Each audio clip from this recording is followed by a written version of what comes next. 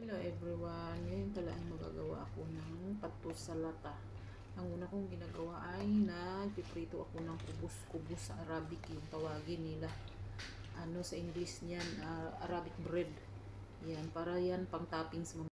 Ang una kong ginagawa ay nagkakat lang ako ng pa-cubes na cucumber. Yan, ang cucumber. Dalawang platong niluluto ko. Hinihiwa-hiwa ko lang siya ng pa-cubes. Dalawang plato pala ang gagawin ko kasi sabi ni madam, isang pang babae at isang pang lalaki. Tapos nalagyan na yan ng laban. Laban dito yung inumin nila pag nakain sila. Yan, hinihiwa-hiwa ko lang yan ng pa-cubes. Tapos mamaya isusunod ko na yung kamatis at saka yung lettuce, dahon ng sibuyas at saka yung mint tawagin nila, at saka yung jirjir.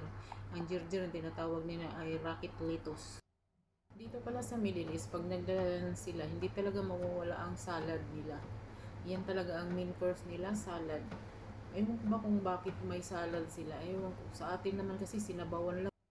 Pero dito sa mga Arabo, hindi pwedeng mawawala ang salad. Bawat kain talaga nila may salad talaga na sila.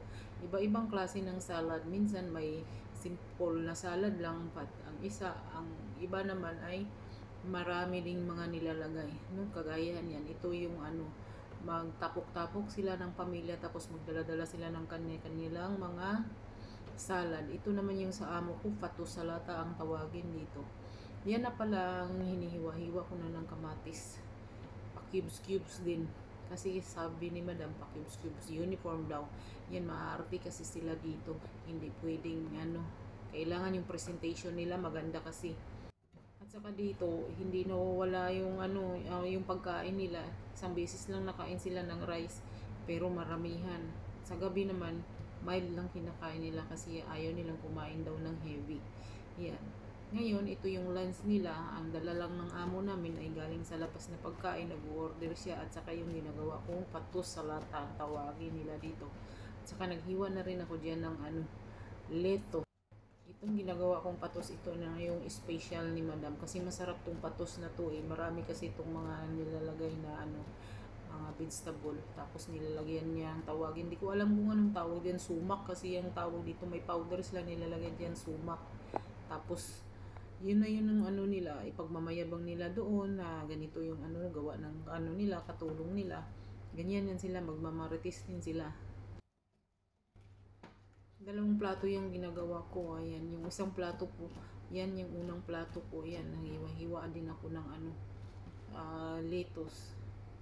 Kailangan kasi dito pag nakain sila, lalo pag isda, nilalagyan talaga nila yan ng ng salad. Ewan ko kung anong mayroon. Basta pag nakain sila ng isda, salad talaga yung nila, kinakain. Ayan, tapos pagkatapos kong hiniwa yung yung lettuce, yan, sibuyas, dahuna naman. As in, masarap tong na to, pato sa lata na to. Grabe. Kahit ako mapapakain ako nito ng masarap kasi may topping siya na kubos Arabic bread sa ibabaw. Yan, ganyan yan.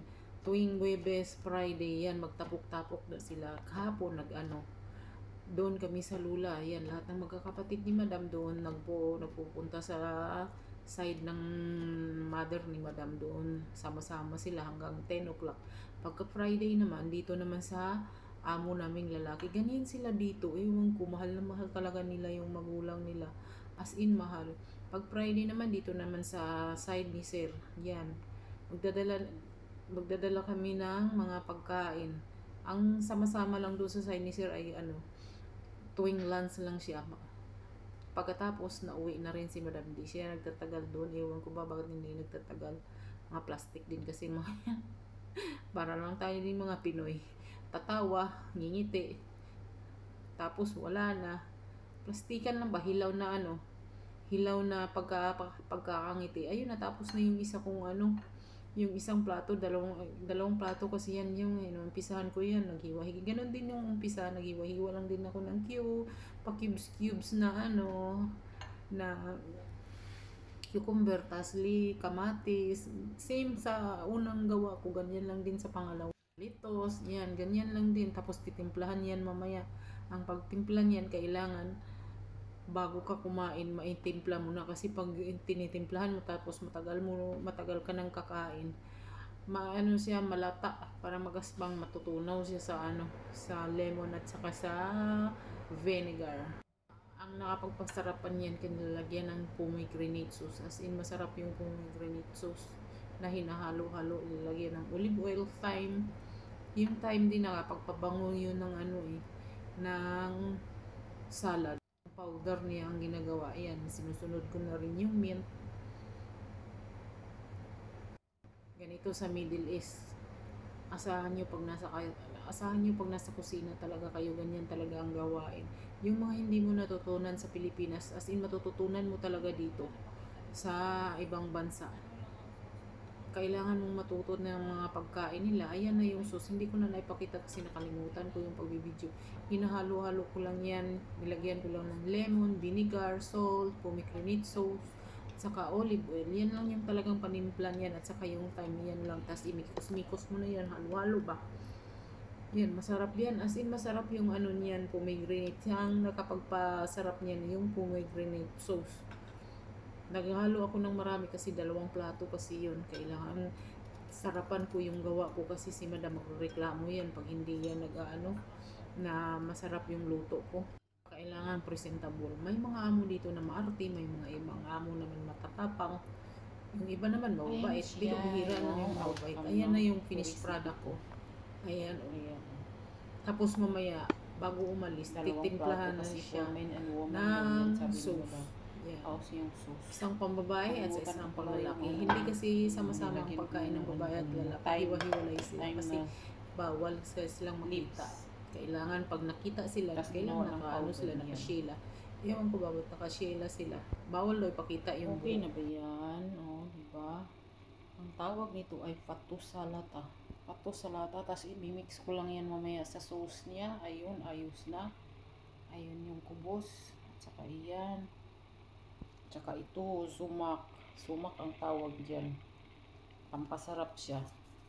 Ko alam kung anong leaves yung sumak. Ayan na. Pato salata sa Arabic. Ito yung mahilig nilang kainin kasi masarap yung nito, sauce. Ayan na. Ihalo ko muna yung niya, sumak. Hindi ko alam kung anong powder itong sumak na yan. Ayan o. Ang pasarap siya eh.